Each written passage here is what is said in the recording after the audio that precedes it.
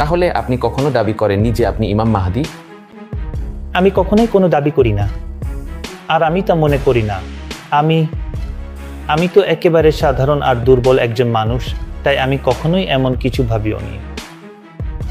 তৃতীয় বিশ্বযুদ্ধে অনেক আরব দেশ জড়িয়ে পড়বে, তো তারা সব হ্যাঁ, এটাই আমি আমার স্বপ্নে দেখেছি। পুরো আরব ভূমি তৃতীয় বিশ্বযুদ্ধের এক যুদ্ধক্ষেত্রে পরিণত হয়েছে। এমনকি আমি দেখেছি তুরস্ক সেই যুদ্ধে জড়িয়ে পড়বে। দাজ্জাল দেখতে কেমন? দাজ্জালকে আমি আমার অনেক স্বপ্নে দেখেছি। সে প্রায় 6 ফুট 1 বা 2 ইঞ্চি লম্বা, খুব শক্তিশালী শরীর। তার গায়ের রং একটু গাঢ়, চুল কোঁকড়ানো, আর সে খুব অহংকারী এবং তার অনেক জাদুকরী শক্তিও আছে। অবশেষে বন্ধুরা, লিকালিকো আখিরুজ্জামান সেগমেন্ট আবার ফিরে এসেছে কিছুদিন বিরতির পর। তো এই ভিডিওর পর আশা করি লিকালিকো আখিরুজ্জামান সেগমেন্টটা সপ্তাহে একবার হলেও প্রচারিত হতে পারবে, অন্তত মঙ্গলবার বা শনিবার। দোয়া করো বন্ধুরা, তোমরা এখানেই আগের ভিডিওগুলোও দেখতে পারো। অনেকেই আমাকে অনুরোধ করেছে পাকিস্তানের মোহাম্মদ কাসিম নামের একজন অতিথিকে আমন্ত্রণ জানাতে, যেখানে মোহাম্মদ কাসিম শেষ সময় নিয়ে স্বপ্ন দেখেছেন। এমনকি কিছু মানুষ বলছে মোহাম্মদ কাসিমই হচ্ছেন ইমাম মাহদি। আর সোশ্যাল মিডিয়ায় ভাইরাল হওয়ার পর এটা নিয়ে পক্ষে বিপক্ষে আলোচনা শুরু হয়েছে। অনেকেই আবার এই বক্তব্যের সঙ্গে একমত নন। তো আজ আমি স্পষ্টভাবে বলছি, আমি কোনো পক্ষ নিচ্ছি না, বরং এই ঘটনাটার পেছনের কারণ জানতে চাইছি, কারণ এটা ইতিমধ্যেই সোশ্যাল মিডিয়ায় ভাইরাল। আসসালামু আলাইকুম মোহাম্মদ কাসিম। ওয়ালাইকুম আসসালাম ওয়া রাহমাতুল্লাহি ওয়া বারাকাতুহু। দেখা করে ভালো লাগলো। আমারও আপনার সঙ্গে দেখা করে ভালো লাগলো। আপনি কতদিন ধরে ইন্দোনেশিয়ায় আছেন? আমার মনে হয় প্রায় 20 দিন হলো আমি ইন্দোনেশিয়ায় আছি। ঠিক আছে, 20 দিন, তাই তো? হ্যাঁ। প্রথমে নিজেকে পরিচয় করিয়ে দিই। আমার নাম ফাজার আদিত্য, RJL5 ইউটিউব চ্যানেল থেকে। তাহলে অনেক পক্ষে বিপক্ষে মতামত আছে, তাই তো? কয়েকজন মানুষ যখন বলল যে আপনি ইমাম মাহদি, তখন আপনি কিভাবে প্রতিক্রিয়া দেখিয়েছিলেন? প্রথমেই আমি নিজেকে পরিচয় করাতে চাই। আমার নাম মোহাম্মদ কাসিম। আমি পাকিস্তান থেকে এসেছি। আমি সুন্নি মুসলিম এবং আমার আকীদা হলো আল্লাহ ছাড়া কোনো উপাস্য নেই এবং নবী মুহাম্মদ সাল্লাল্লাহু আলাইহি ওয়াসাল্লাম খাতামুন নবীগিন, তিনি আল্লাহর শেষ ও চূড়ান্ত রাসূল। আর আমি নবী মুহাম্মদ সাল্লাল্লাহু আলাইহি ওয়াসাল্লামের একজন সাধারণ উম্মত। আমি এই স্বপ্নগুলো দেখছি 17 বছর বয়স থেকে, এবং আমি কখনোই এই স্বপ্নগুলো কারো সাথে শেয়ার করিনি। কিন্তু 2014-তে আল্লাহ এবং নবী মুহাম্মদ সাল্লাল্লাহু আলাইহি ওয়াসাল্লাম আমাকে আদেশ করেন যেন আমি এই স্বপ্নগুলো অন্যদের সাথে শেয়ার করি। এবং আমার স্বপ্নগুলো হচ্ছে পৃথিবীর শেষ সময় নিয়ে। এবং আমি তৃতীয় বিশ্বযুদ্ধ দেখেছি আর গাজওয়াতুল হিন্দও দেখেছি। আমি দেখেছি ইয়াজুজ মাজুজ বেরিয়ে আসা, ঈসা আলাইহিস সালাম আকাশ থেকে অবতরণ করা এবং দাজ্জালের বেরিয়ে আসা। এবং আমার স্বপ্নগুলোর মূল বার্তা হচ্ছে শিরক এবং তার সব রূপ থেকে বাঁচা। কেন মুসলিমরা আজ দুর্বল এবং কিভাবে মুসলিমরা ঐক্যবদ্ধ হয়ে আবারও জেগে উঠতে পারে এবং কিভাবে মুসলিম উম্মাহ তাদের হারানো মর্যাদা ফিরে পেতে পারে। যখন আমরা শিরক এবং তার সব রূপ থেকে দূরে থাকি, তখন আল্লাহ আমাদের সাহায্য করবেন, এবং যখন আল্লাহ আমাদের সাহায্য করবেন, তখন আমরা মুসলিমরা আবারও জেগে উঠতে শুরু করব। ইসলাম আবারও জেগে উঠবে, এবং এটাই আমার স্বপ্নগুলোর প্রধান বার্তা। হ্যাঁ, আপনার স্বপ্নগুলো ভাইরাল হয়েছে বলে অনেকেই বলছেন আপনি ইমাম মাহদি। আপনি এটার জবাবে কি বলেন? আসলে যখন আমি 2015-তে আমার স্বপ্নগুলো শেয়ার করা শুরু করি, এরপর কিছু মানুষ আমাকে বলতে শুরু করে, তুমি হয়তো সেই ব্যক্তি, ভবিষ্যতে তুমিই হবে। তাই 2016 এবং 2017-তে আমি একটি ভিডিও বানাই যেখানে বলি যে আমি কিছুই দাবি করছি না। ভবিষ্যতেও আমি ইমাম মাহদি বা এ ধরনের কিছু দাবি করব না, এবং আমি কারো কাছ থেকে কোনো পুরস্কারও চাইছি না। আমি শুধু আমার স্বপ্নগুলো শেয়ার করছি, কারণ মহানবী মুহাম্মদ সাল্লাল্লাহু আলাইহি ওয়াসাল্লাম আমাকে স্বপ্নগুলো অন্যদের সঙ্গে ভাগ করে নিতে নির্দেশ দিয়েছেন। তো এরপর কিছু গ্রুপ তৈরি হয় ইন্দোনেশিয়া ও পাকিস্তানে।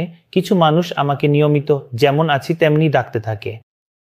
তাই আমি সম্পূর্ণভাবে এটা অস্বীকার করি এবং আমি এসব দল থেকে নিজেকে দূরে রাখি, এই মানুষদের থেকেও দূরে থাকি। এবং আমি বারবার এটা বলি আমার প্রত্যেকটা সাক্ষাৎকারে, পাকিস্তানে, এখানে ইউটিউব ভিডিওগুলোতেও আমি বারবার বলছি যে আমি কিছুই দাবি করছি না। আমি সবসময় মানুষকে অনুরোধ করি আমাকে কিছুই বলবেন না। আমার নাম মুহাম্মদ কাসিম। আমি রাসূলুল্লাহ সাল্লাল্লাহু আলাইহি ওয়াসাল্লামের একজন সাধারণ উম্মত এবং ইনশাআল্লাহ আপনি দেখবেন আমি কখনোই কোনো দাবি করব না, ইনশাআল্লাহ। তাহলে আপনি কখনোই দাবি করেননি যে আপনি ইমাম মাহদী? হ্যাঁ, আমি কখনোই কোনো দাবি করিনি এবং আমি তা মনে করি না। আমি তো শুধু একজন সাধারণ মানুষ এবং দুর্বল মানুষ, তাই আমি কখনোই এমনকি এভাবে ভাবিও না। বুঝলাম। আপনি বলেছেন আপনি সাধারণত স্বপ্নে আল্লাহ সুবহানাহু ওয়া তাআলা এবং রাসূলুল্লাহ সাল্লাল্লাহু আলাইহি ওয়াসাল্লামকে দেখেন ও সাক্ষাৎ করেন। আপনি তাদের কি রূপে দেখেন? আসলে আল্লাহ তিনটি পরিস্থিতিতে আমার স্বপ্নে এসেছেন। সবচেয়ে বেশি দেখা পরিস্থিতি হলো আল্লাহ তার নিজের আরশে আছেন। আল্লাহর একটি আরশ আছে এবং আল্লাহ তার নিজের আরশে আছেন, যেমন কুরআনেও আল্লাহ উল্লেখ করেছেন যে তার একটি আরশ আছে এবং তিনি তার আরশে অবস্থান করেন। তাহলে স্বপ্নে তিনি তার আরশে এসেছিলেন এবং আমার অবস্থান ছিল আমরা ঠিক যেমন আমরা সালাত আদায় করি সেই রকম।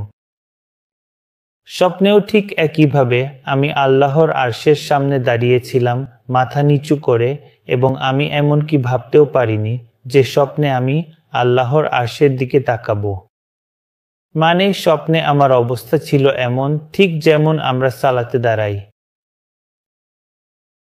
তাই আমি উপরে তাকিয়ে দেখতেও পারিনি।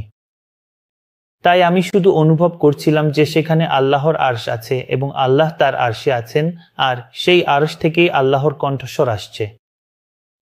আর আমার পুরো শরীর, এমনকি আমার হাত, কান, চোখ আমার কাছে সাক্ষ্য দিচ্ছিল যে তিনি আল্লাহ রাব্বুল আলামিন, সমস্ত জগতের পালনকর্তা, এবং তিনি আমার সাথে কথা বলছেন।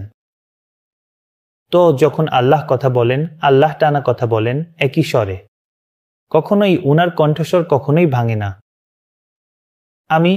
আমি উনার কণ্ঠস্বর আমার মস্তিষ্কের কেন্দ্রে অনুভব করতে পারি।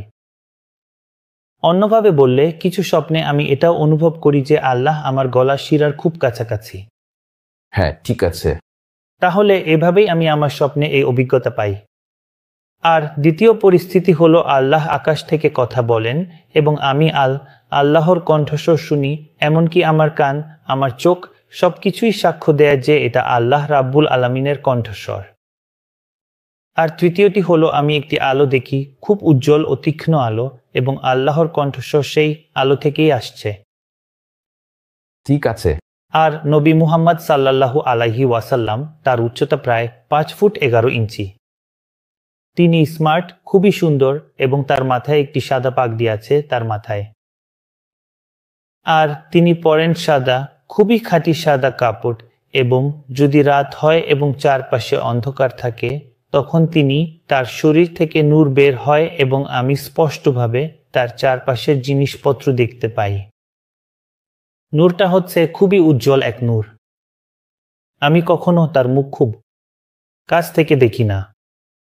এবং আমার এক স্বপ্নে আল্লাহ আমাকে বলেছিলেন, যখন তুমি স্বপ্নে নবী মুহাম্মদ সাল্লাল্লাহু আলাইহি ওয়াসাল্লামের সাথে সাক্ষাৎ করো, তখন তোমার আর নবী মুহাম্মদ সাল্লাল্লাহু আলাইহি ওয়াসাল্লামের মাঝে 80টি পর্দা আছে। এজন্যই তুমি তার মুখ স্পষ্টভাবে দেখতে পারো না, যেমন তুমি সুলাইমান আলাইহিস সালামের মুখ দেখেছ। একটা স্বপ্ন আছে 2015-তে আমি দেখেছিলাম আমি তার চোখের দিকে তাকাই, এবং যখন আমি তার চোখের দিকে তাকাই আমার চোখ সেখানে স্থির হয়ে যায় এবং আমি অনুভব করি যে আল্লাহ তার চোখের সাদা অংশে, সাদা বলটিতে নিজের নূর ভরে দিয়েছেন। এবং লেন্সটা ছিল একদম ক্রিস্টাল ক্লিয়ার, এমনকি আমি তার চোখের গভীর পর্যন্ত দেখতে পারছিলাম এবং আমি দেখতে পাচ্ছিলাম ফুলের পাপড়ির মতো নকশা তার চোখে। এবং আমি কখনোই এত সুন্দর চোখ, যেমনটা নবী মুহাম্মদ সাল্লাল্লাহু আলাইহি ওয়াসাল্লামের চোখ, বাস্তব জীবনে কখনো দেখিনি। তাহলে এভাবেই আমি নবী মুহাম্মদ সাল্লাল্লাহু আলাইহি ওয়াসাল্লামকে দেখেছি। বুঝলাম। আপনি কিভাবে?